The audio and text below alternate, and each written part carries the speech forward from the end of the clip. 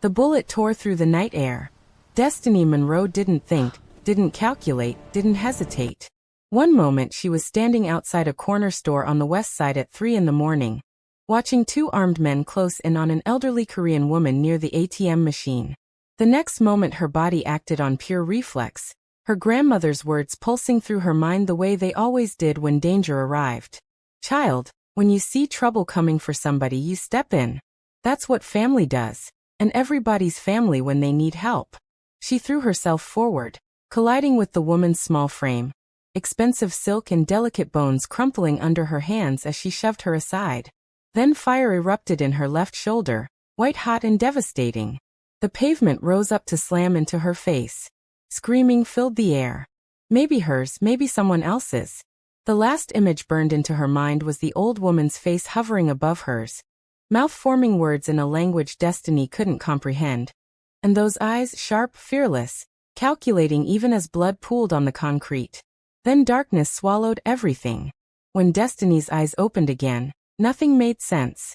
The ceiling wasn't the cracked plaster of her efficiency apartment.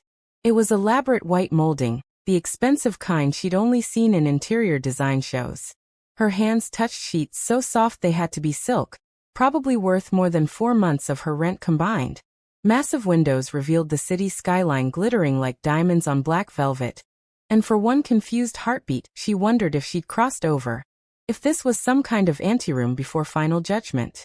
Then her shoulder reminded her with a vicious throb that she was still very much among the living. You're finally awake. Excellent. We have business to discuss. Destiny shot upright, immediately regretting the movement as pain screamed through her shoulder.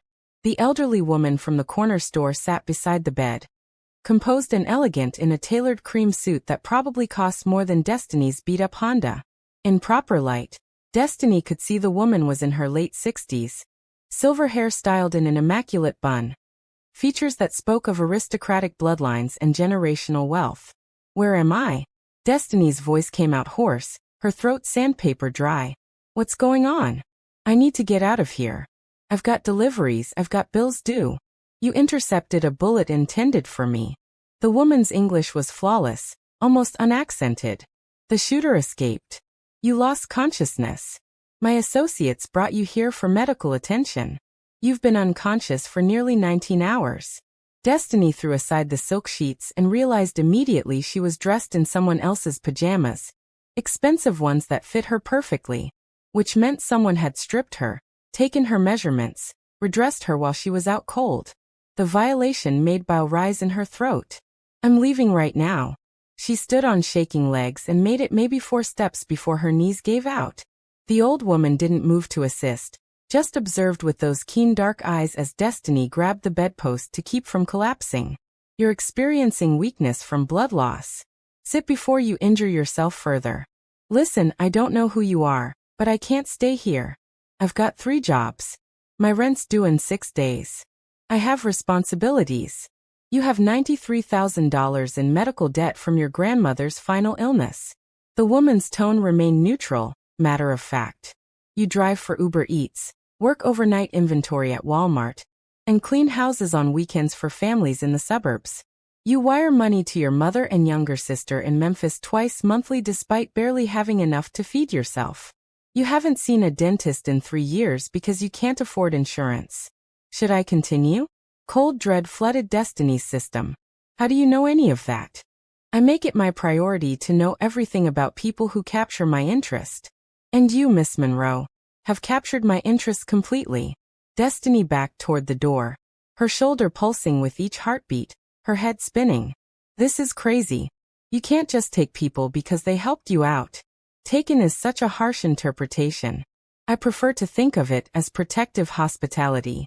Call it whatever helps you sleep at night. I'm out. Destiny yanked the door open. 2 men in dark tailored suits stood in the corridor, hands folded professionally in front of them, faces blank as stone. They didn't advance, didn't speak, didn't need to. The message transmitted clearly. What the hell is going on? Destiny whirled to face the woman. What do you want? Simply conversation. Though I suspect you've already realized this isn't a discussion you have the luxury of declining. The old woman rose with the natural authority of someone accustomed to controlling every room she entered. She crossed to the windows, gazing down at the city as if she held the deed to every structure below. My name is Yunhei. That name carries no significance for you currently, but in particular communities, it carries considerable weight. Last night's incident at the corner store wasn't random chance. It was a coordinated assassination attempt, designed to appear like an opportunistic robbery gone violent. Then contact the authorities. Yunhei's laugh held no warmth. The authorities? Certainly. I'm confident they'd be fascinated by my business operations. Equally fascinated by why a young woman with multiple outstanding warrants for unpaid citations and a revoked driver's license was conducting deliveries at 3 in the morning. Destiny's jaw clenched. That's not remotely the same thing, isn't it? We all maintain our small secrets, Miss Monroe. Our minor compromises with legality. The distinction is simply scale. So what happens now? You threaten me to keep quiet? Quite the opposite. I'm presenting you with an opportunity. The door opened again. This time, the man who entered made the suited guards look like adolescents playing costume. He stood over 6 feet tall with the build of someone who'd earned every muscle through real application rather than recreational fitness. His face stopped Destiny's breath despite her fear. Defined cheekbones, full mouth, skin the rich brown of aged bourbon. Eyes so dark they appeared black. He wore a 3-piece suit like battle armor, every element precise, every detail intentional. He studied Destiny like she was an equation requiring solution. This is her. His voice was deep, controlled, carrying hints of an accent Destiny couldn't identify. Korean perhaps, but layered with something else underneath. This is Destiny Monroe. Miss Monroe, my son Raiden. The man called Raiden examined her with the same evaluating intensity as his mother. Destiny had the uncomfortable sensation of being assessed like merchandise. She's smaller than the reports indicated. She's also standing right here, Destiny snapped. And she's walking out. No, Raiden said simply. You're not. Before we go any further, have you ever felt completely trapped by situations you didn't create? Like the entire universe decided your life wasn't yours to control anymore? Leave a comment and tell me about a time when you had no good options. Just bad choices and worse choices. And if you're already invested in Destiny's story, hit that subscribe button because this is just the opening chapter. Trust me, you absolutely don't want to miss what happens when she discovers exactly how far down this goes. Raiden moved deeper into the room with the assurance of someone who'd never encountered rejection. He produced his phone, scrolled briefly, then displayed the screen toward Destiny. Her stomach plummeted. The photograph showed her mother's apartment complex in Memphis. The timestamp indicated 7 hours previous. Her younger sister Shayna stood on the entrance steps, backpack over her shoulder, completely oblivious to being photographed. That's not a threat, Raiden said, pocketing the device. Simply information. Your family remains safe. I intend to maintain that safety. You son of a... Careful. His voice didn't elevate, but something in its tone made Destiny's words evaporate. I'm not the antagonist in this narrative, Miss Monroe. I'm the reason you're still alive. The individuals who targeted my mother belong to an organization called the Serpent Collective, controlled by someone who styles himself Dragon. Quite theatrical, I know. These people don't tolerate witnesses. The instant you interfered, you became their target. So let me disappear. I'm skilled at vanishing. You can't disappear from people with Dragon's resources. He has connections in every precinct, every emergency room, every shelter in this city. You run, he locates you. Then he eliminates you to send me a message. Destiny's legs weakened again. She sank onto the bed's edge, her mind racing through impossible scenarios. What do you want from me? Yunhei spoke up. Sit down, Raiden. You're terrifying the girl. She should be terrified. Fear promotes survival. But he sat anyway in the chair his mother had occupied, and suddenly the space contracted. Destiny could smell his cologne. Something refined and subtle that probably exceeded her weekly food budget. Here's the reality, Raiden said. My organization is experiencing transition. I inherited my father's empire at 17. Nigerian networks, import and export, security services. At 21, my mother integrated me into her family's operations. Korean connections, traditional protocols, different regulations. For 12 years I've worked to unify these two spheres under unified leadership. I don't care about your criminal empire complications. You should care, because in 3 days I'm announcing our engagement. The words suspended in the air like poison. Destiny stared at him, certain she'd misheard. Excuse me? An engagement progressing toward marriage. A union between an outsider and family. Between someone with zero ties to either faction. And the man attempting to merge them both. My mother believes it will succeed. I concur. Are you out of your mind? Destiny stood again. Adrenaline overwhelming the shoulder pain. You can't just decide to marry someone like you're ordering pizza. I can and I will. I'll refuse. I'll expose that you're coercing me. You could attempt that, but then I cannot guarantee your family's protection. And Dragon will dispatch his operatives to complete what they initiated. Raiden leaned back, completely relaxed. Alternatively, you can agree. Perform the role. Reside here in absolute security and comfort. Your debts will vanish. Your mother and sister will have protection they won't even detect. After 12 months, if you choose to leave, you depart with $3 million and a new identity in any location globally you select. This is human trafficking. No, this is a business transaction. You're free to decline, but declining carries consequences beyond my control. Destiny looked at Yunhei, searching for any fragment of rationality in this insanity. The old woman's expression was tranquil, almost maternal. You preserved my life, child. I don't forget obligations. In my tradition, in the sphere I inhabit, that creates connection, responsibility. I could have permitted Raiden to handle this through intimidation and force. Instead, I'm offering you authentic choice. Life as you currently know it, perpetually vigilant, perpetually one crisis from total collapse. Or life as something greater, something influential. I don't want influence. I want my life back. Your previous life concluded. Yunhei's voice was gentle but absolute. The moment you positioned yourself between me and that bullet, your former existence ended.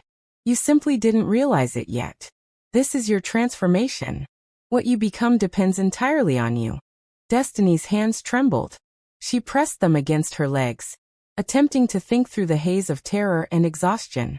Every instinct demanded she flee, resist, do anything except surrender to this madness. But the image of Shayna on those steps, vulnerable and unaware, kept replaying in her mind. How do I know you'll honor your commitment about my family? You don't, Raiden stood, fastening his suit jacket. But consider this perspective. If I intended harm to you or yours, I wouldn't require elaborate strategies. I'm offering a path forward where everyone benefits. I obtain the political marriage I require. You obtain safety and compensation. Your family remains untouched. It's remarkably efficient. And if I refuse? Then you exit that door. My mother and I erase any memory of meeting you. But Dragon won't. His people are already searching for the woman from the corner store. How long before they identify an Uber Eats driver with 3 jobs and a memorable face? The trap closed around her with elegant precision. Destiny could feel it, cold and constricting, eliminating every option except the one they wanted her to choose. I need time to consider. You have until tomorrow morning. After that, we proceed with or without your cooperation. Raiden walked to the door, paused. There's food available in the kitchen, clothing in the closet, everything your size. A physician will examine your shoulder this evening. Attempt to rest, Miss Monroe. You'll need your strength for what's approaching. He departed without awaiting response. Yunhei moved to follow but stopped at the threshold. I understand what you're thinking. That we're monsters. Perhaps that's accurate. But monsters defend their own with intensity normal people cannot comprehend. You spilled blood for me. That makes you ours now, whether you acknowledge it or not. Then she vanished too. And Destiny was alone with her thoughts and the burden of an impossible decision. She approached the window, pressed her forehead against the cool glass. The city stretched below, millions of lights representing millions of lives. Ordinary lives. People commuting to work, returning home, existing in the blessed ignorance of safety. She'd been one of them yesterday. Now she was something different. Something captured. The door opened again. Destiny spun, expecting Raiden or his mother, but it was a young woman in staff uniform carrying a food tray. Mr. Yin thought you might be hungry. Her accent was distinctly East African, Ethiopian perhaps. She arranged the tray on a side table. I'm Emare. I manage the household staff. How long have you been employed here? 7 years. Is he? Destiny struggled for words. Is Raiden as dangerous as he appears? Amara's expression remained neutral, but something flickered in her eyes. Mr. Yin is equitable. He protects those who serve him. His adversaries fear him for legitimate reasons. His associates trust him for legitimate reasons. That's all I'm permitted to share. That's not really an answer. It's the only answer you'll receive tonight. Eat. You look half dead. Amara moved toward the exit. One additional thing. Mrs. Yin selected you specifically. She's never been incorrect about people. Not once in all my years here. If she believes you belong, you probably do. Then she was gone, leaving Destiny alone with food she couldn't touch and thoughts she couldn't organize. She noticed her phone plugged into the nightstand charger. She hadn't even registered it before. She grabbed it, unlocked it, and her heart sank. 9 missed calls from Uber Eats dispatch. 15 texts from her mother asking if she was alright. 4 voicemails from collection agencies. Her normal life still rotating along, unaware it had already ceased. She pulled up her messages to Shayna, fingers hovering over the keyboard. What could she possibly say? Hey little sis, I got shot protecting a crime boss's mother, and now I'm being coerced into marrying her terrifying son. Hope your algebra test went well. Instead she typed, everything's good. New job opportunity came through. Might be hard to reach for a few days. Love you. She hit send before she could reconsider. The next morning arrived too quickly. Destiny had barely slept, her mind cycling through escape strategies that all terminated the same way. Trapped, cornered, outmaneuvered by people who operated games she didn't comprehend with stakes she couldn't afford. Amara delivered breakfast at 7 along with an outfit arranged on the bed. A cream silk blouse and tailored black trousers that fit like they'd been custom made for her body. Probably had been, Destiny realized with escalating unease. How long had they been surveilling her before the corner store? How much of that night had actually been coincidence? Mrs. Yin requests your presence at 8, Amara said. I can assist you dressing if your shoulder. I can manage. But she couldn't. Not really. The pain when she elevated her arm made her gasp.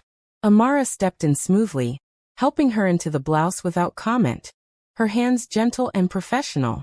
You'll adapt, Amara said quietly. Everyone does. Is that supposed to be reassuring? It's supposed to be true. At precisely 8, a different guard materialized at her door. This one was enormous, 6'6" at minimum, with dark skin, and the kind of scars that testified to serious violence survived. He wore a suit that obviously required custom tailoring. Miss Monroe. I'm Koufi. I'll be your personal security. My what? Starting immediately, I accompany you everywhere. Mrs. Yun's directive. His accent was Nigerian, rich and melodic. Before you inquire, yes, even the restroom. I wait outside naturally. I'm professional, not perverted. This is absurd. This is survival. Let's proceed. He guided her through the mansion. And Destiny couldn't stop cataloging details. 18-foot ceilings. Original artwork she recognized from museum catalogs. Marble flooring that probably exceeded most houses' value. Security cameras concealed in decorative molding. Armed personnel positioned at strategic locations, all disguised as staff. This wasn't merely wealth. This was dominion. Yunhei waited in a sunroom overlooking manicured gardens. She occupied a small table with tea service that appeared antique and probably was. Morning light softened her appearance, almost grandmotherly. But Destiny wasn't deceived anymore. Sit, child. Have you reached a decision? Destiny remained standing. I have questions first.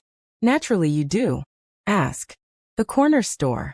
That wasn't random, was it? You knew they were coming. A slight smile touched Yunhei's lips. Excellent. You're perceptive. Yes, I knew. I received intelligence regarding the attack 3 days prior. I could have avoided it. Dispatched additional security, remained home. Instead, I went precisely where they anticipated me. Why would you do that? To observe who would appear. To identify Dragon's local operatives. To comprehend his methodology. She poured tea with steady hands. And to locate what I'd been searching for. Someone with courage to act when others freeze. Someone with nothing to lose but everything to protect. Someone uncorrupted by our sphere, but strong enough to survive within it. The manipulation stole Destiny's breath. You exploited me. I provided you an opportunity. There's a distinction. You could have perished. But I didn't, because you were precisely who I believed you to be. Sit down, Destiny. Please. Your shoulder must be hurting. It was, but Destiny refused to display weakness. She sat anyway, accepting the tea Yin-hei poured because refusing seemed childish. What happens if I agree? What exactly does this engagement entail? Publicly, you'll be introduced as Raiden's fiancé. There will be a reception in 3 days where both divisions of his organization will meet you. Korean and Nigerian factions, all the commanders and officers who maintain our operations. You'll smile, display grace, perform the role of devoted future bride. And privately you'll learn how we function, who our adversaries are, what this existence actually demands.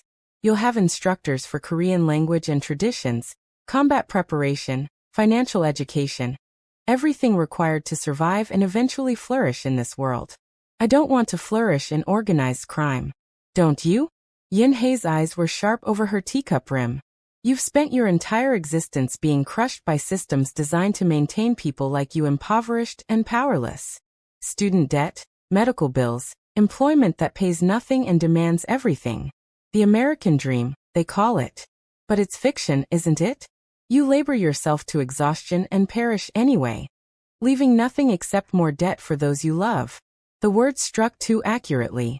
Destiny looked away. Here you possess genuine power, genuine choice. Yes, the work is dangerous. Yes, the stakes are extreme. But at minimum you're fighting for something concrete. At minimum you matter. I mattered before. Did you? Or were you simply another invisible component in machinery that didn't care whether you lived or died? Yin-hei set down her cup. I'm not attempting cruelty. I'm attempting honesty. This world made you a victim. I'm offering to make you something else. A criminal. A queen. There's a distinction. Before Destiny could respond, Raiden entered the sunroom. He'd exchanged last night's suit for something more casual, dark denim and a black sweater that somehow intensified his dangerous appearance rather than diminished it. Has she agreed? We're discussing parameters. There are no parameters. She agrees or she doesn't. Everyone negotiates, Raiden. Even in captivity, people desire the illusion of control. He turned to Destiny. Fine. What do you want? Proof that my family is secure. Real proof, not just your word. Done. What else? My own space. Not imprisoned anywhere. You'll have an entire wing. Guards outside, not inside. Next. Destiny's mind accelerated. If she was genuinely doing this, if she was genuinely entering hell, she needed leverage, something that gave her value beyond being Raiden's political decoration. I want to be useful, not merely ornamental. If I'm risking my life for this, I want actual purpose. Something flickered in Raiden's expression. Surprise perhaps, or respect. What kind of purpose? I don't know yet, but I'm intelligent and I learn rapidly. My grandmother was an emergency room nurse for 22 years. I was 3 semesters from completing my nursing degree before she became ill. I understand medicine, anatomy, trauma response. I can read people. I can think under pressure. Use me for something genuine, or this engagement is just theater. Yin-hei was smiling openly now. I told you she was exceptional. Raiden studied Destiny for an extended moment. All right. You want purpose? You'll have it. But understand something first. In our world, being useful means witnessing things you cannot unwitness. Knowing things that will haunt you. There's no retreat once you cross certain boundaries. Sounds like I already crossed them the moment I woke in this house. Fair assessment. He produced his phone, made a call. Emmanuel, come to the sunroom. I want you to meet someone. He disconnected, turned back to Destiny. Emmanuel is my second in command on the Nigerian side. Former military, loyal to my father, skeptical of me. If you can earn his respect, you can earn anyone's. Is this a test? Everything is a test. You're just recognizing it now. 5 minutes later, a man entered who made Kofi look modest. Emmanuel was pure muscle and controlled violence, with tribal scarification marking his cheeks and eyes that had witnessed excessive death. He examined Destiny the way someone examines an insect they're deciding whether to eliminate. This is the girl? Woman, Destiny corrected. I'm 27, not 13. Emmanuel's eyebrows lifted slightly. Does she comprehend what she's agreeing to? She's learning, Raiden said. I want you to escort her through the operation. Show her how we function. Answer her questions within reason. Boss, respectfully, this is unwise. She's a civilian. She'll panic at the first indication of. She intercepted a bullet for my mother. She's seen blood, hers and others. Show her the remainder. Emmanuel looked like he wanted to argue but knew better. Yes, sir. Come on, girl, woman. Let's assess how tough you really are. Destiny followed him from the sunroom, Kofi trailing behind like a silent shadow. Her heart hammered against her ribs. Whatever was approaching, she'd requested it. No more pretending she was merely a victim of circumstance. If she was going to survive this world, she needed to comprehend it, even if comprehending it transformed her permanently. Emmanuel guided her down into the basement, and with each descending step, the mansion's elegant facade dissolved. The basement bore no resemblance to the opulent floors above. Concrete walls, harsh fluorescent lighting, the smell of gun oil and something metallic Destiny didn't want to identify. Personnel in tactical gear moved through the space with military precision, inspecting weapons, monitoring security feeds on wall-mounted displays, conversing in low tones that ceased when they noticed her. This is Command Central, Emmanuel said, his voice echoing off concrete. 24/7 monitoring of our territories. South Side, West Side, sections of Chinatown. We track police movements, rival organization activity, shipment schedules. Everything maintaining this operation happens down here. Destiny studied the monitors, dozens of camera feeds displaying warehouses, street corners, interiors of what appeared to be legitimate businesses. How many people work for Raiden? Directly, maybe 250. Indirectly, thousands. Truck drivers, business owners, dock workers, accountants. Most don't even realize they're part of the network. They just know someone pays them better than anyone else and doesn't ask complicated questions. And the police? What about them? They just permit all this? Emmanuel laughed, sharp and bitter. Permit it? Half of them are on the payroll. The other half understand better than to examine too closely. This city operates on 3 elements: money, fear, and mutual advantage. We supply all 3. He moved to a weapons locker, extracted a handgun, checked the chamber with practiced ease. You ever shoot before? No. You will. Can't move through the world as Mrs. Yun without knowing how to defend yourself. Kofi will train you. But first principle: never draw a weapon unless you're prepared to use it. Hesitation gets you killed. I'm not killing anyone. That's what they all say. Then someone threatens something you love, and suddenly morality becomes negotiable. He holstered the weapon. Come on.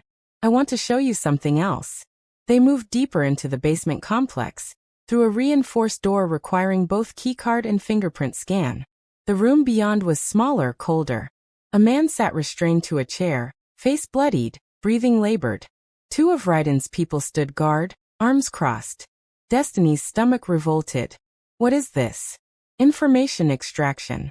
This fool works for Dragon. Got caught installing surveillance equipment in one of our warehouses yesterday.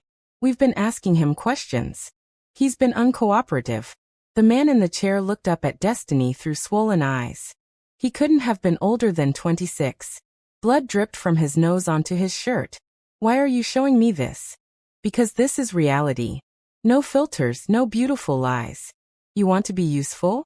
You need to comprehend what useful looks like in our world. This man was sent to harm us, to gather intelligence that would get our people killed. He made his choice. Now he lives with consequences. Torture is illegal. So is most of what we do. You're having second thoughts? Destiny forced herself to look at the prisoner. Really look. His hands were trembling, fear and adrenaline. But underneath that, She recognized something else. The set of his jaw. The way he kept glancing at the door. He was waiting for something, rescue perhaps, or an opportunity. He's not going to talk, she said quietly. Emmanuel turned to her, surprised. What makes you say that? Body language. He's terrified but not broken. He keeps looking at that door like he expects it to open. Either he thinks someone's coming for him, or he's got an escape plan. Either way, beating him more won't change anything. The guards exchanged glances. Emmanuel studied her with new interest. Observant. What would you do instead? I'd stop trying to scare him, and start offering him something he wants more than loyalty to Dragon. Like what? I don't know. I don't know him. But everyone has pressure points. Everyone has something they value more than abstract loyalty. You just have to find it. Emmanuel was quiet for a moment, then nodded to the guards. Get him cleaned up. Different approach. I'll inform the boss. He turned back to Destiny. Maybe you're not completely useless after all. They left the interrogation room, Destiny's hands shaking now that the adrenaline was fading. She just stood there and watched a man being tortured. Worse, she'd offered strategic advice on how to break him. What did that make her? You performed well in there, Kofi said quietly as they climbed back upstairs. Kept your composure. Many people would have panicked or tried to play hero. I didn't do anything admirable. I just didn't collapse. In this world, that's the same thing. They emerged back into the mansion proper, and the contrast was jarring. Beautiful artwork, soft music playing from concealed speakers, the scent of expensive flowers. Two different realities occupying the same space. Amara met them in the corridor. Miss Monroe, Mrs. Yin would like you to join her for lunch. You have 2 hours to rest and prepare. Destiny wanted to refuse, to lock herself in her room and process everything she'd just witnessed. But refusing wasn't an option anymore. She'd agreed to this, even if the agreement had been made under duress. Fine. Where? The dining room, East Wing. I'll collect you at noon. Back in her assigned room, Destiny sat on the edge of the massive bed and attempted to sort through her thoughts. For days ago she'd been delivering Thai food and worrying about her car insurance. Now she was residing in a mansion, witnessing torture sessions, and preparing to marry a crime lord. Her phone buzzed. A text from her mother. Shayna said you got a new job. That's wonderful, baby. Call when you can. Love you. Guilt twisted in her chest. Her mother had no idea where she really was or what she'd gotten into. She thought her daughter was finally catching a break. Instead she'd fallen into something so much worse than debt and poverty. Or had she? The question nagged at her. Was this really worse? Yes, it was dangerous. Yes, it was illegal. But she had a room nicer than anywhere she'd ever lived. Her shoulder had been treated by what was obviously a skilled private physician. Her debts were apparently going to disappear. Her family would be safe. All she had to do was sell her soul. A knock at the door interrupted her spiral. Raiden entered without waiting for permission, still in his casual clothes, looking less like a crime boss and more like some tech entrepreneur slumming it on the weekend. Emmanuel says you impressed him. That's not easy. I didn't do anything special. You kept calm in a situation designed to make people panic. You analyzed instead of reacted. That's more special than you think. He moved to the window, looked out at the gardens. The engagement reception is in 2 days. Korean and Nigerian factions will both attend. Some of these people have been skeptical of my leadership since my father died. They see me as too young, too mixed, too different from what they're accustomed to. You'll help change that. How? By being exactly what you were in that interrogation room. Intelligent, observant, unshakable. They'll test you, try to make you uncomfortable, say things designed to make you react. You need to smile through all of it and make them believe you belong. I don't belong. Not yet, but you will. He turned to face her. My mother sees something in you. She's never wrong about people. If she thinks you can handle this world, then you can. The question is whether you believe it. I don't. Then fake it. Fake confidence is indistinguishable from real confidence to people who don't know you. And nobody here knows you. That's your advantage. You can be whoever you decide to be. What if I decide to be someone who turns you all into the FBI? Then you'd be dead before the call connected, And your family would follow shortly after. But you won't do that because you're not stupid and you understand leverage. He moved toward the door. Lunch with my mother. Be charming. She's deciding how much of the real operation to show you. Impress her and you get access to information that makes you valuable. Disappoint her and you stay decorative. I thought I already agreed to this. You agreed to the engagement. Everything else is earned. Welcome to the family business, Miss Monroe. He left, and Destiny was alone again with choices that weren't really choices, and a future that looked nothing like anything she'd ever imagined. At noon, Amara collected her, and led her to a dining room that could have seated 40, but was set for just 2. Yun-hei sat at the head of the table, perfectly composed in a lavender suit that probably cost 6 figures. Sit, child. I hope you're hungry. Staff appeared with dishes that looked like they belonged in a Michelin-starred restaurant. Korean cuisine mixed with soul food in ways that shouldn't work, but somehow did. Braised short ribs with gochujang. Collard greens with kimchi. Cornbread with honey butter and sesame seeds. Fusion cuisine, Yuna explained. My husband's favorite. He loved finding common ground between our cultures. Food was the easiest place to start. Raiden's father. He died. Murdered. 12 years ago. A rival attempted to seize his territory. They succeeded in killing him, but failed to account for his teenage son's capacity for vengeance. Her voice was steady, but something cold flickered in her eyes. Raiden spent 3 years hunting down everyone involved. When he finished, there was no rival organization left to oppose him. The casual way she spoke about mass murder made Destiny's appetite vanish. She pushed food around her plate, trying to reconcile the elegant woman across from her with the architect of violence. You think I'm a monster, Yun-hei said, reading her expression. Perhaps I am. But let me tell you about monsters, Destiny. Real monsters don't announce themselves. They wear badges and business suits. They write laws that keep people trapped in cycles of poverty. They deny healthcare and education and opportunity, then blame the victims for failing to thrive. My husband came to this country with nothing. He built something from that nothing. And the moment he became successful, the system tried to tear it down. So he worked outside the system. And yes, he hurt people. But he also fed thousands, employed hundreds, gave hope to communities everyone else had abandoned. That doesn't justify. I'm not justifying anything. I'm explaining context. My son inherited a war he didn't start. He could have walked away, gone legitimate, tried to build something clean. But that would have meant abandoning everyone who depended on his father's protection. Families, children, people who had nowhere else to turn. So he stayed and he fought and he won. That's who you're agreeing to marry. A man who chose responsibility over safety. Destiny set down her fork. Why me? Really? You could have found someone from within your world. Someone who understands this life. Why drag in an outsider? Yun-hei smiled. Because insiders come with baggage. Family obligations, old grudges, hidden loyalties. You have none of that. You're a blank slate.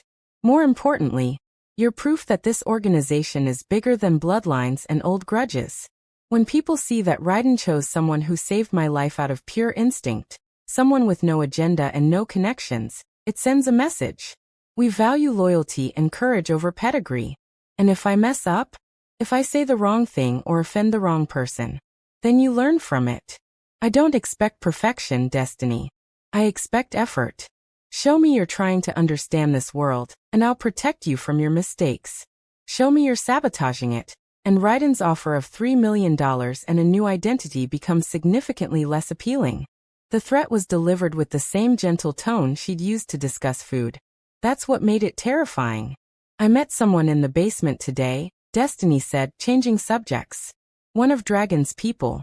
He's not going to break from physical pressure. I heard Emmanuel was impressed with your assessment. What would you suggest? I don't know enough about him. What's his name? Does he have family? What does he care about more than his loyalty to Dragon? Yin-hei's eyes glittered with interest. His name is Kevin Chun. 25 years old. Younger sister in college at DePaul. Mother works as a seamstress in Chinatown. Father died of liver cancer 4 years ago, leaving the family with significant debt. Dragon recruited him by paying off that debt and covering the sister's tuition. So he's not loyal to Dragon. He's trapped by obligation. Just like me. An astute observation. Then offer him a better deal. Pay his sister's tuition for the next 4 years. Set up his mother with a better job. Something stable that doesn't destroy her hands. Give him a way out that doesn't feel like betrayal. And if he still refuses, if Dragon has more leverage we don't know about, then at least you tried something that didn't involve breaking his bones. But I think he'll take it. People don't die for organizations. They die for family. Give him a way to protect his family better than Dragon can, and he'll flip. Yunhei was quiet for a long moment, studying Destiny with an intensity that made her want to squirm. Raiden was right. You do think differently. Most people in our world default to violence because it's quick and it sends messages.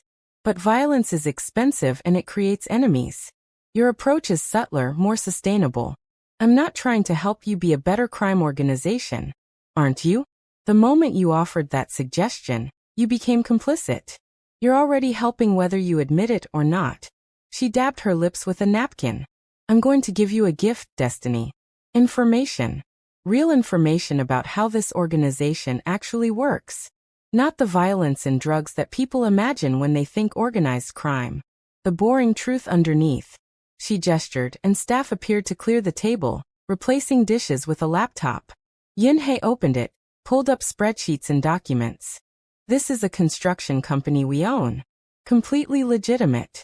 It employs 250 people at union wages with full benefits. This is a chain of laundromats across the south side, also legitimate. They provide services to neighborhoods where commercial chains won't operate. This is a logistics company that handles shipping for dozens of small businesses that can't afford their own distribution networks. She scrolled through more files. Yes, we have illegal operations. Protection rackets, though we prefer to call them security services. Gambling that the state has no business regulating. Import and export of goods that arbitrary laws have deemed contraband. But the majority of what we do is fill gaps that legitimate society has abandoned. We're the bank that loans money to people with bad credit. The security force that protects neighborhoods police have given up on. The employment agency for people with records that no one else will hire. You're describing yourselves as heroes. No. We're criminals. But we're criminals who provide value. The people in our territories don't call the police when there's trouble. They call us because we actually respond. We actually solve problems. Is that ideal? Of course not. But in the absence of functional government services, someone has to step in. Destiny stared at the laptop screen. At the neat rows of data that made violence look like business. You're trying to make me feel better about this. I'm trying to give you perspective. The world isn't divided into good people and bad people. It's divided into people who acknowledge the complexity of survival, and people who have the luxury of pretending morality is simple. Yunhei closed the laptop. Now let's discuss the engagement reception. You'll need appropriate attire, jewelry that sends the right message, an understanding of who the key players are, and what they'll be evaluating you on. The next 2 days passed in a blur of preparation that felt like being drafted into a war Destiny didn't understand. Language tutors appeared to teach her basic Korean phrases. She learned to bow properly, how to address elders with respect, the difference between formal and casual speech. Her tongue struggled with unfamiliar sounds, but she pushed through, aware that every mistake was being catalogued and assessed. Combat training with Kofi started at 6 each morning. He taught her how to throw a proper punch, how to break someone's grip, where to strike for maximum impact. Her shoulder screamed with every movement, but she didn't complain. Weakness was a liability she couldn't afford. You're stronger than you look, Kofi said after she successfully flipped him during a grappling exercise. Good instincts. But you hesitate. That'll get you killed. I'm not trying to kill anyone. Maybe not, but they'll be trying to kill you. Better to be ready. Evenings were spent with Yunhei, learning the intricate web of relationships that held Raiden's organization together. Korean families who'd been in Chicago for 4 generations, carrying old-world traditions and older grudges. Nigerian networks that had transplanted West African tribal dynamics into South Side street politics. Everyone jockeying for position, testing boundaries, looking for advantages. Marcus Okonkwo will be there, Yunhei said, showing Destiny a photograph of a distinguished man in his 40s. Raiden's most trusted captain on the Nigerian side. He fought alongside Raiden's father. Very loyal, but also very traditional. He'll be skeptical of you. Because I'm not Nigerian? Because you're not from our world at all. He'll see you as a potential weak point. Proof that Raiden is prioritizing politics over substance. What do I say to him? Nothing. Let your presence speak for itself. Marcus respects action, not words. Show him you're not afraid and he'll come around eventually. Destiny memorized faces and names until they blurred together. Ji-yun, Raiden's cousin, who managed the Korean faction's finances with ruthless efficiency. Wei, who controlled the Chinatown gambling operations. Ambassador Adeyemi, technically retired from the Nigerian diplomatic corps, but actually the organization's primary connection to West African import networks. Dozens of others, each with their own agendas and allegiances. The night before the reception, Raiden summoned her to his office on the 3rd floor. She'd never been in his personal space before. It was surprisingly sparse. Minimal furniture, lots of windows, shelves lined with books on strategy and philosophy. A photograph on the desk showed a younger Raiden with a tall, powerfully built man who had to be his father. Same eyes, same intensity. Tomorrow night will be difficult, Raiden said without preamble. Some of these people have known me since I was a child. They remember when I was powerless, when my father's death left us vulnerable. They'll be looking for any sign that I'm not strong enough to lead. And I'm supposed to help with that how? By being exactly what you are. Someone who doesn't flinch. Someone who sees clearly and acts decisively. The story of how we met is already legend. The woman who took a bullet for my mother. Some will see that as noble. Others will see it as stupid. Neither matters.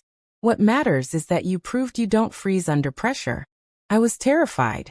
Being terrified and acting anyway is the definition of courage. They'll test you tomorrow. Pointed questions, veiled insults. Someone will definitely make a racist comment disguised as curiosity. You need to handle all of it with grace. I've been handling racist comments my whole life. Not like these. These will come from people who have the power to make you disappear if they decide you're a threat. He leaned against his desk. There's something else you should know. Dragon will be watching tomorrow night. He has spies in my organization. I don't know who they are yet, but they're there. Whatever happens at that reception will get back to him within hours.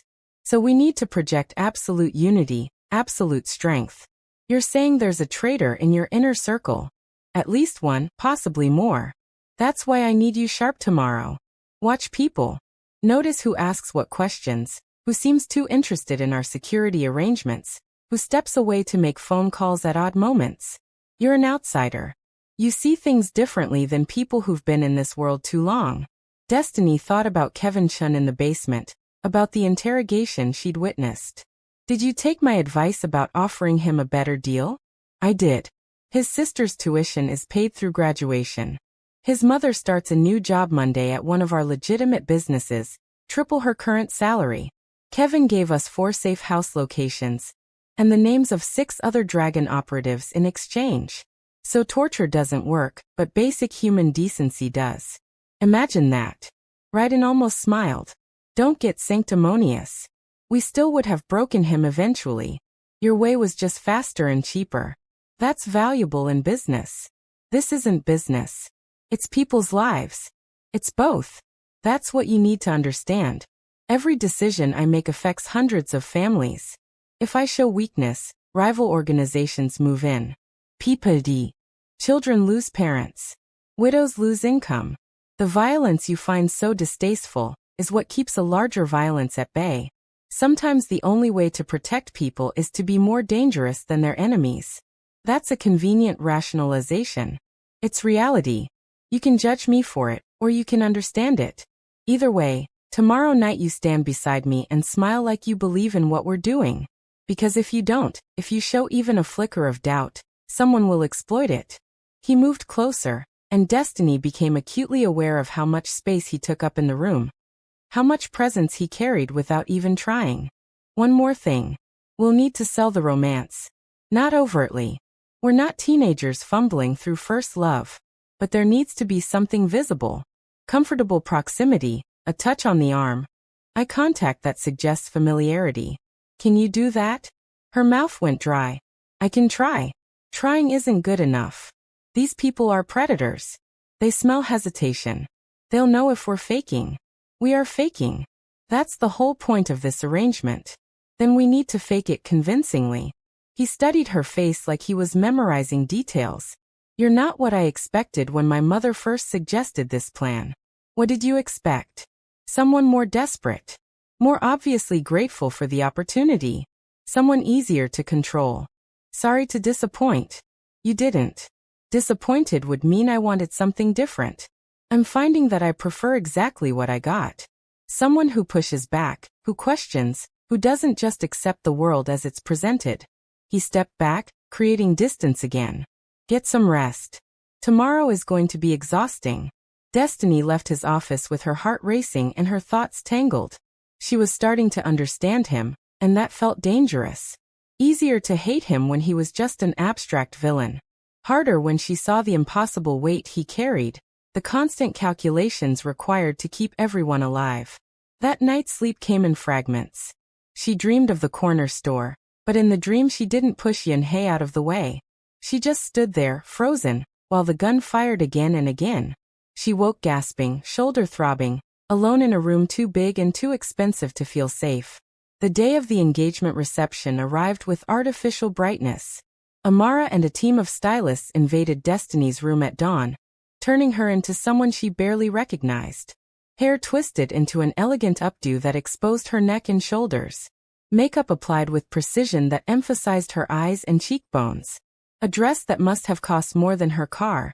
Deep sapphire silk that hugged her curves and made her look dangerous. You look like royalty, Amara said, stepping back to admire their work. I look like a very expensive lie. Same thing in this world. Yunhei appeared at 6, an hour before guests would arrive.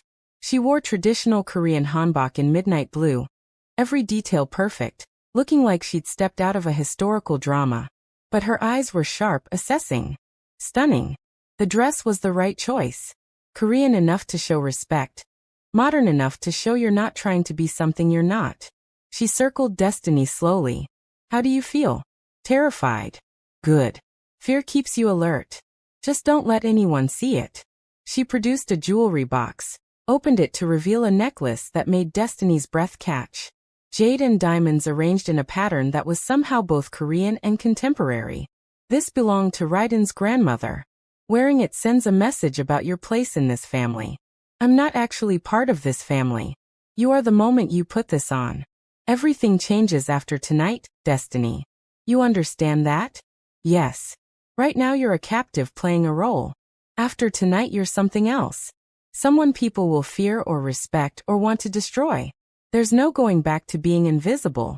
Destiny's hands shook as she fastened the necklace. The weight of it felt symbolic, a chain disguised as jewelry. I need you to do something for me tonight, Yunhei continued. Watch Marcus Okonkwo. I trust him, but trust is a luxury we can't always afford. He's been unusually interested in our security protocols lately. It's probably nothing, but I want a second opinion from someone he won't be guarding himself around. You think he might be Dragon's spy? I think everyone is potentially Dragon's spy until proven otherwise. That's how you survive in this business. The first guests began arriving at 7. Destiny watched from an upstairs window as luxury cars filled the circular driveway.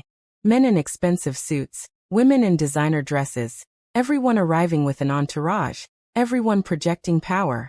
Raiden appeared at her door dressed in a tailored black suit that probably cost more than most people's monthly salary. He looked every inch the dangerous prince he was raised to be. Ready? No. Perfect. Neither am I. That's what makes us honest. He offered his arm. Remember, you belong here. Anyone who suggests otherwise is trying to unsettle you. Don't let them. They descended the grand staircase together. And Destiny felt hundreds of eyes tracking their movement. The crowd parted naturally, creating a path to the main reception room where the formal announcement would happen. Yunhei stood at the center, commanding attention without effort. When she saw them, She smiled with what might have been genuine warmth. Everyone, thank you for coming. Tonight we celebrate not just an engagement, but the future of our family. She gestured to Raiden and Destiny. My son has chosen well. Destiny Monroe saved my life without hesitation. Without thought for her own safety. That kind of courage, that kind of loyalty is what this organization values above all else. I know you will welcome her as I have. Polite applause, calculating stares. Destiny felt dissected by 100 different assessments happening simultaneously.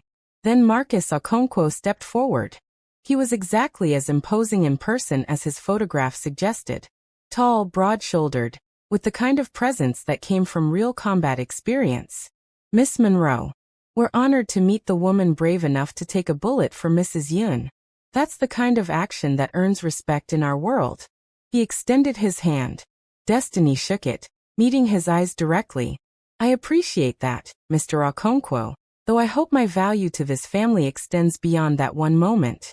Something flickered in his expression. Surprise perhaps, or respect. I'm sure it does. Raiden doesn't make careless decisions. If he chose you, there's a reason.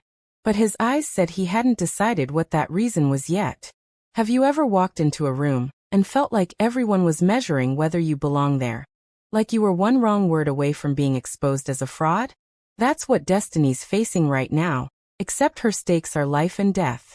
Drop a comment about a time you had to fake confidence until you made it real. And if you're invested in seeing whether Destiny survives this night, smash that like button and subscribe because things are about to get very complicated very fast. The next 3 hours were a masterclass in social combat disguised as polite conversation. Person after person approached with smiles that didn't reach their eyes, asking questions designed to expose weakness or ignorance. So you're not Korean at all. How fascinating that Raiden would choose someone so outside our traditions. I understand you were working as a delivery driver when you met. What a romantic story. Your family must be so proud. Do they know about Raiden's business ventures? Destiny navigated each trap with the grace Yunhei had taught her, deflecting without being defensive, acknowledging without apologizing.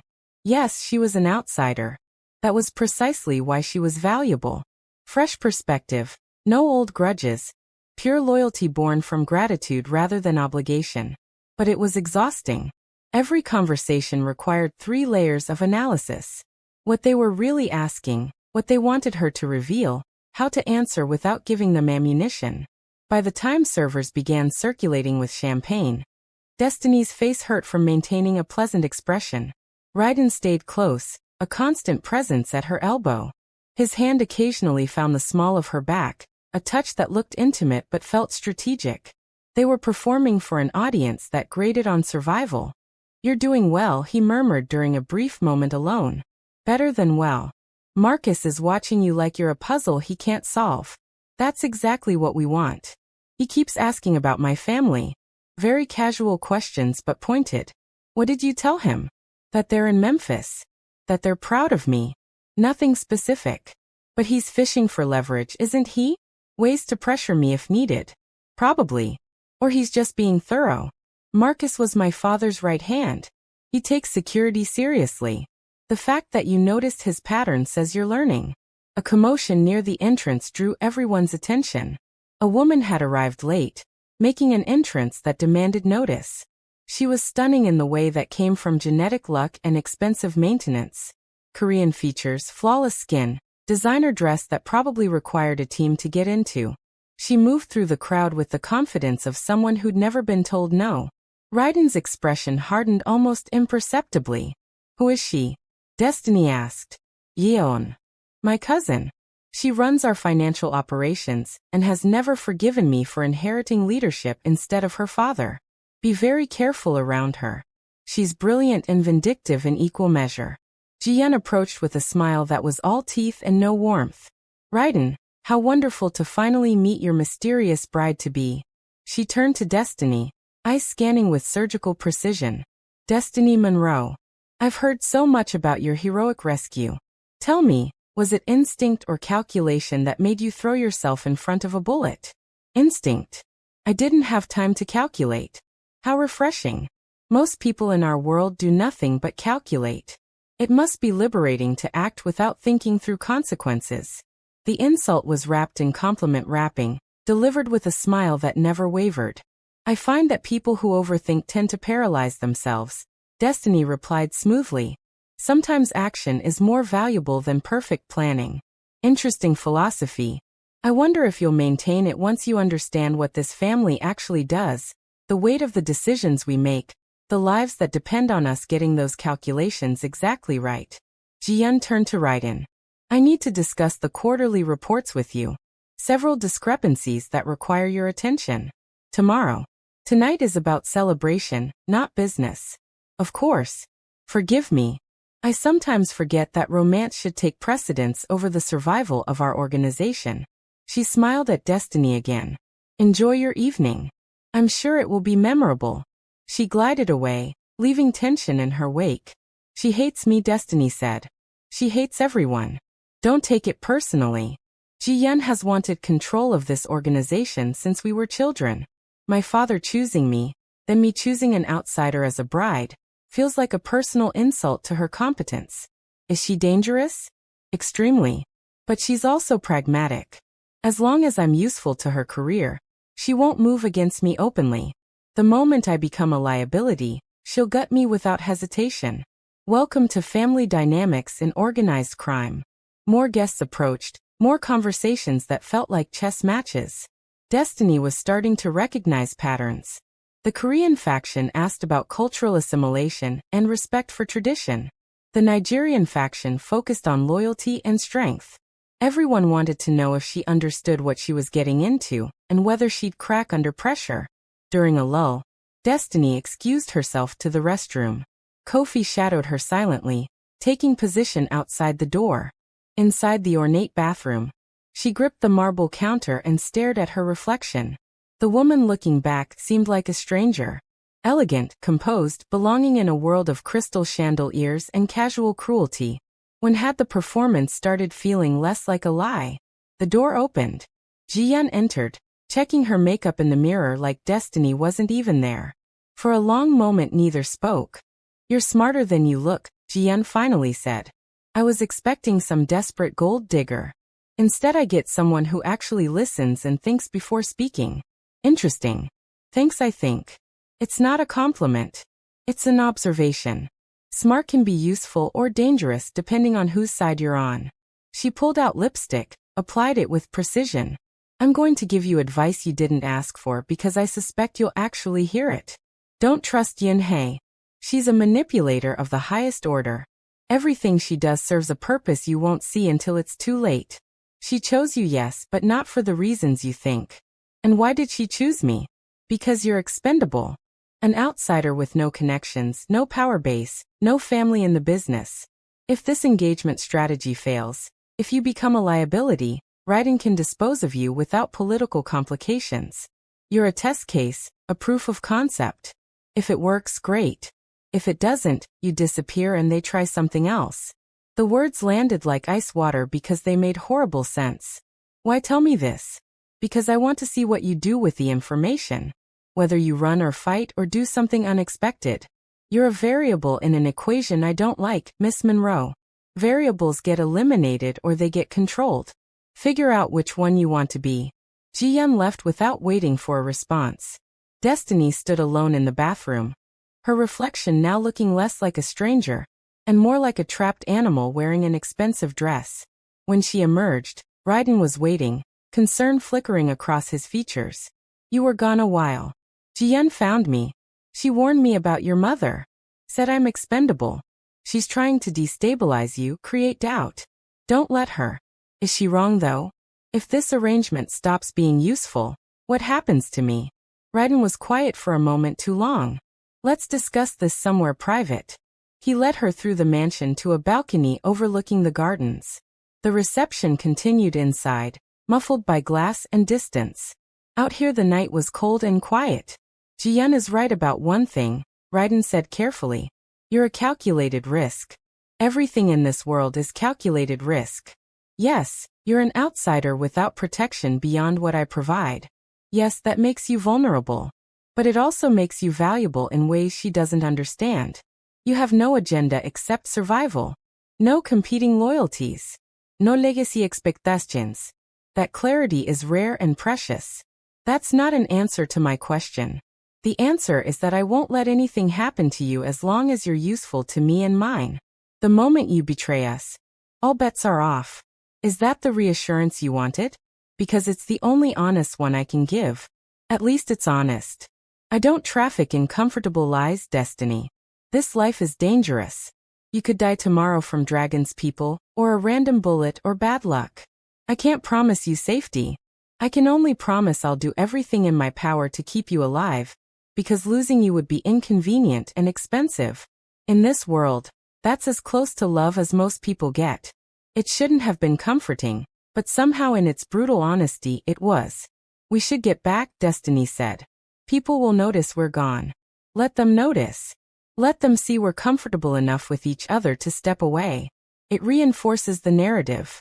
But as they stood there in the cold night air, Destiny realized something had shifted. This was no longer just performance. She was starting to understand how he thought, starting to anticipate his moves, starting to see the world through his eyes where every action had consequences that rippled outward, where showing weakness meant death for people who depended on you. She was becoming complicit, not just in appearance but in truth. They returned to the reception together, and Destiny noticed Marcus Okonkwo watching them from across the room.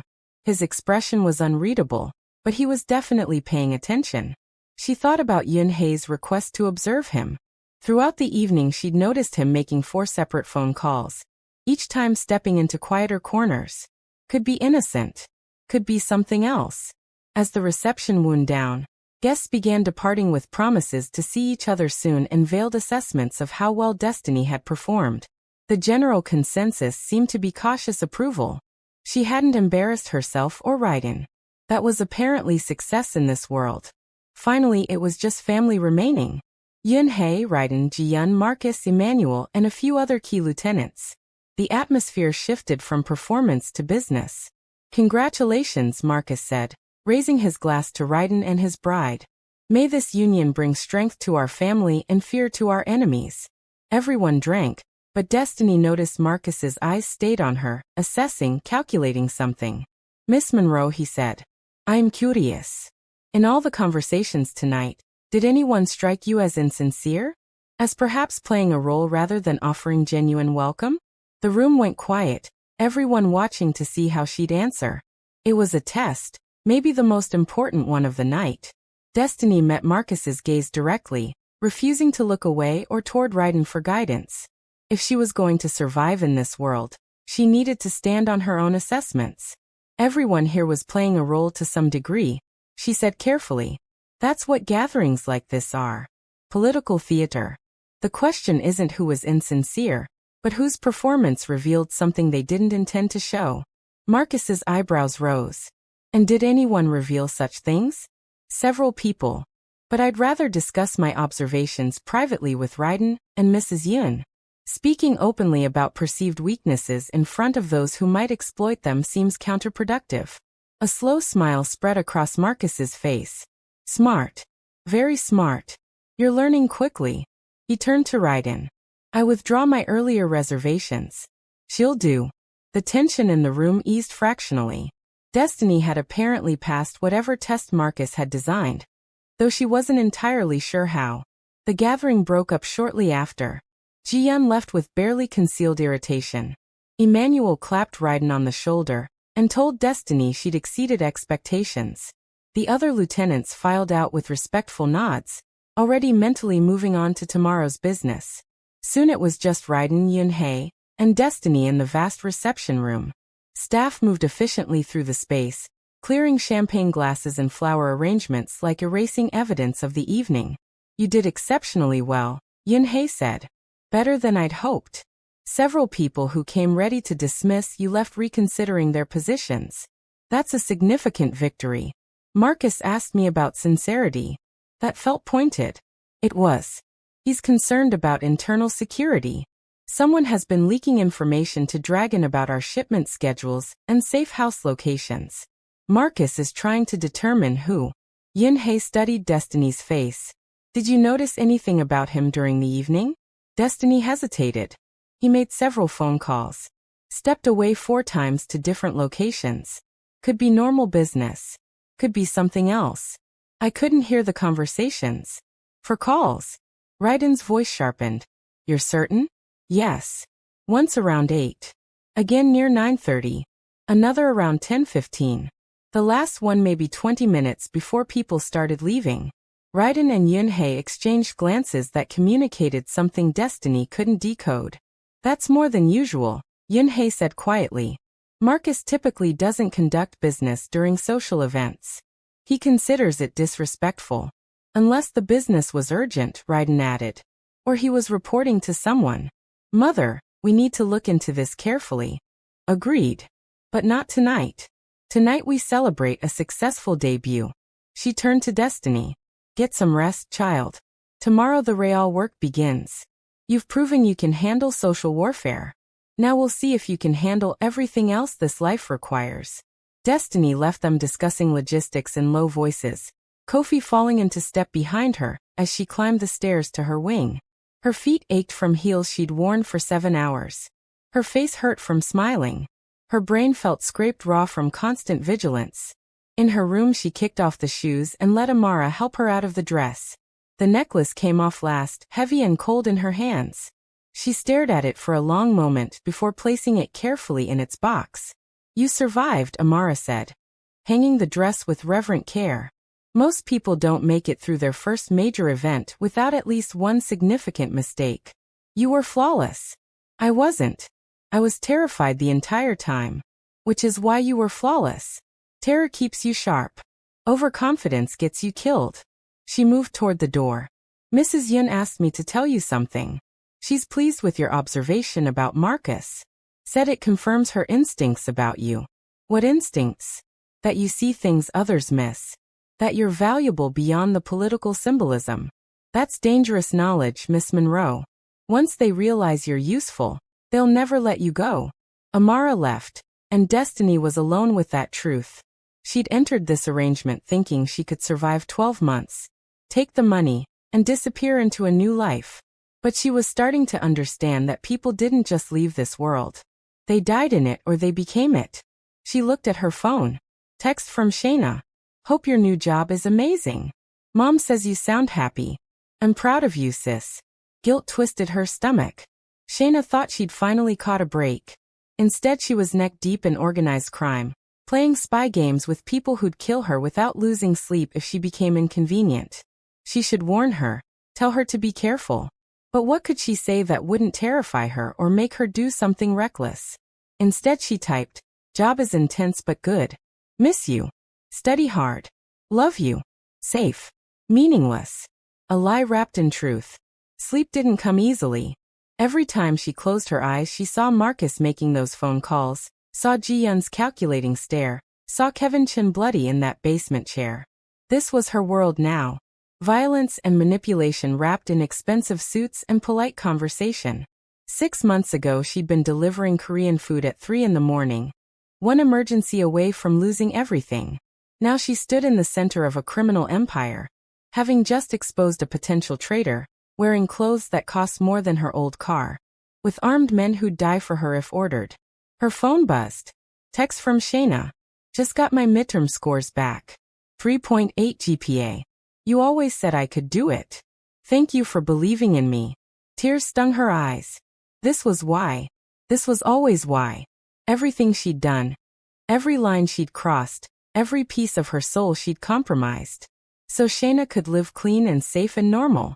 So she could have the future Destiny had lost. Even if it meant Destiny could never go back to being the person who'd raised her. And standing there in the mansion that had been her prison, and was now becoming her kingdom. Destiny realized with perfect clarity that she'd stopped trying to escape weeks ago. She'd stopped being a victim pretending to play a role. She'd become something else entirely. Someone who saw the game clearly and had decided to win it. If you made it this far, you're part of Destiny's journey now. You've watched her transform from a broke delivery driver to a Mafia queen in training. The question is, has she lost herself or found herself? Drop a comment with your honest thoughts. And if you want to see what happens when the wedding day finally arrives, when she stops being Raiden's pretend fiancé and becomes his actual wife with all the power and danger that brings, hit that subscribe button and smash the notification bell, because this is just the beginning of Destiny's story. The real war hasn't even started yet. Thanks for watching, and I'll see you in the next one.